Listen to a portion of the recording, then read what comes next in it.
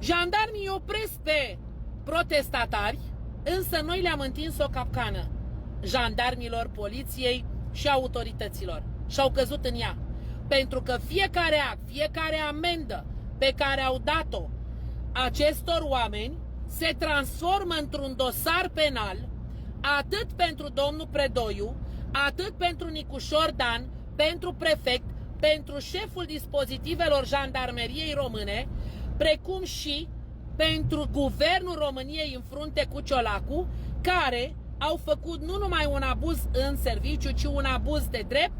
Și atenție pentru cei care au fost închiși în Chiajna, iar acum sunt închiși în afumați, prin blocarea ieșirilor și intrărilor de către jandarmerie, deși, atenție, nu există un pericol pentru ca aceștia să exercite o astfel de atribuție.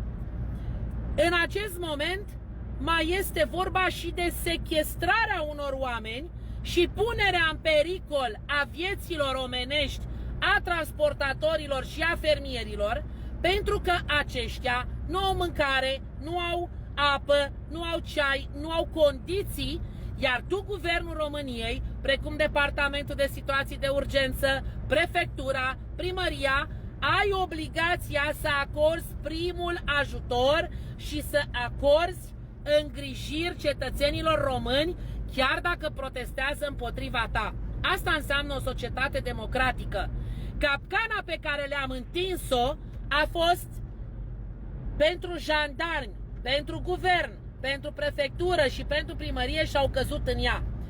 Ei dau acest răspuns, jandarmii se duc în Piața Victoriei, în schimb opresc oamenii care vin din afara Bucureștiului, ceea ce nu au voie, mai ales pe o vreme ca asta, când jandarmeria și poliția aveau obligația să ajute fermierii și transportatorii protestatarii să le ducă mâncare, să le ducă apă, să le ducă ceaiuri calde, să îi ajute, să fie alături de ei, ceea ce nu au făcut și i-au lăsat efectiv înfometați și însetați. Da?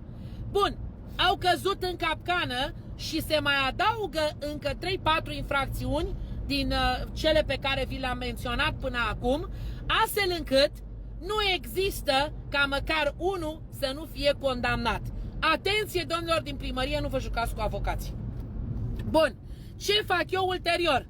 După ce ăștia dau răspunsul de ajuns în presă, eu preiau, intru pe mail, deși sunt pe drum, asta este, și de pe telefon, preiau de pe mailul pe care l-am trimis la data de 8 noiembrie 2023, când am și încheiat protocol de colaborare pe aceste proteste cu Primăria Municipiului București,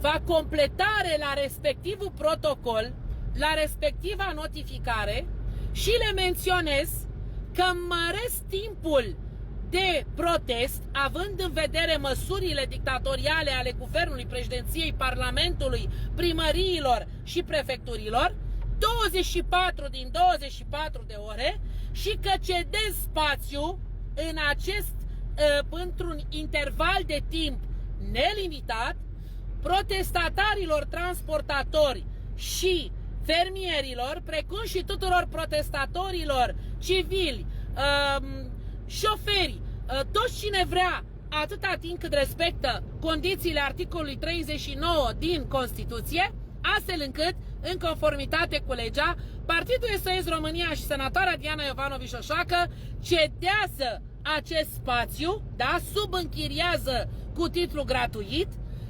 protestatarilor acest spațiu. Am notificat faptul că vor fi utilaje cu gabarit depășit, am menționat că vor fi cel puțin 100.000 de oameni, așa că puteți să vă adunați toți acolo, peste 100.000 de oameni, vedea-vă să fiți 100.000 de oameni.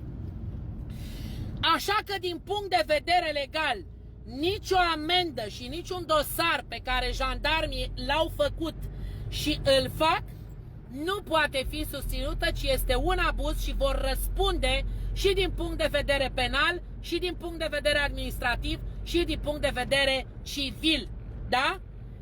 Deci, Atenție, pentru că au mai răspuns inclusiv în pandemie, când sunt nenumărate cazuri. Eu am avut cazuri în care jandarmii au răspuns personal și au trebuit să plătească în locul persoanelor care au fost amendate amenziile acestora. Da? Gândiți-vă că acum în decembrie am câștigat procesul împotriva ANAF-ului care m-a executat silii pentru suma de 30.000 de euro, amenzi în timpul pandemiei și trebuie să-mi dea banii înapoi. Oameni buni, să știți că mai există justiție, mai există judecători și v-am tot zis și mai există și procurori care anchetează cazurile, ok, că de-aia le este frică. Da, șoșoacă le-a indus frica acestor nenorociți. Nu vă puneți cu profesioniștii în drept. Suntem enorm de mulți avocați, am reușit, cred că în SOS România sunt foarte mulți avocați care am luptat atât în timpul pandemiei cât luptăm și acum și am luptat și înainte de pandemie, așa că domnul Ciolacu, domnul Iohannis, domnul Nicușor Dan, domnule prefect, cum te-o chema, bravo mie! Pentru că am reușit să ajut acești oameni, iar voi sunteți în acest moment într-o infracțiune, într-o săvârșire de infracțiuni în formă continuată și vă agravați de la oră la oră situația.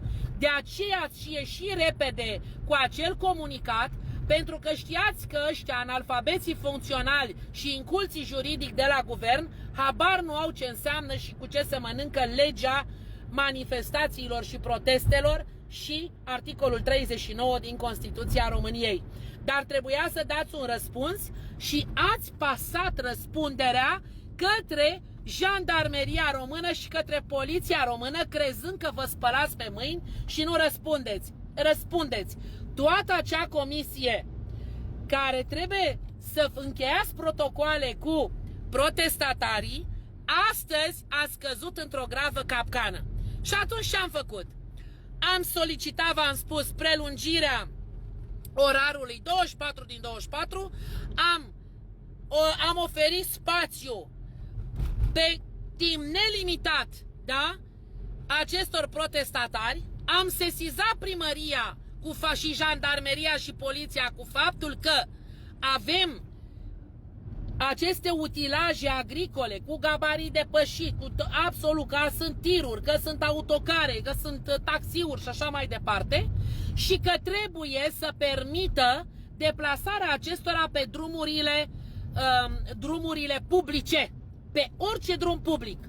Așa că toate amenziile acelea, dragi fermieri, vă rog frumos, am vorbit cu oameni din rândul vostru, o să vă contacteze, le preluăm noi și ne judecăm cu ei în numele vostru și vom face plângeri penale fiecărui om, jandarm, polițist, primar, prefect, funcționar public, pentru că pe ăștia nu-i apără nimeni.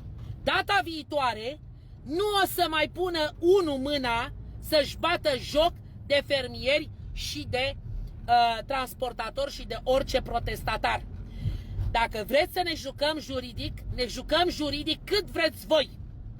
Este o luptă de gherilă juridică pe care nu aveți cum să o câștigați, pentru că noi, avocații de gherilă juridică, avem în jur de 30 de ani în spate de activitate juridică, da? Ceea ce nu putem spune de tinicheaua șefă care nu are nici măcar un an de muncă în viața ei și nu o poate duce capul nici măcar să exprime un cuvânt coerent, da, păi să gândească o strategie de gherilă juridică. Așa că, oameni buni, vreau să încurajez toți fermierii și toți protestatarii și toți transportatorii, noi avocații, atât din SOS România cât și din voluntarii SOS România, pentru că v-am spus, suntem o mișcare de eliberare națională, suntem cu ochii pe acești nenorociți care își bat joc de poporul român, nu vă lăsăm, vom face toate actele necesare, mai ales că în calitate de senator al României am dreptul și obligația să apăr poporul român.